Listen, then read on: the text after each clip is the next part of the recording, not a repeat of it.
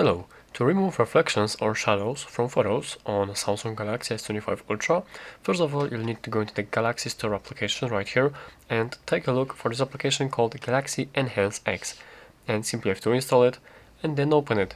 And as you're opening this application for the first time, you'll need to allow some different permissions, and now you can select the picture or video to edit it, and simply select any picture or video that you want to remove reflections or shadows from.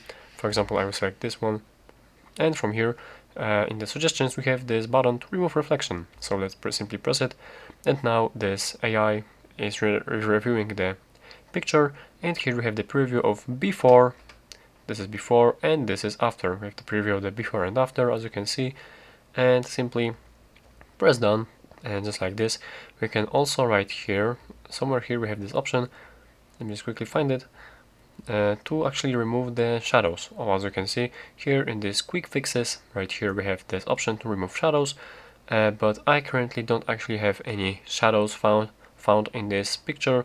But if you do have the shadows, you can for sure erase them. You can remove them. So yeah, that's how to do it. Thank you for watching.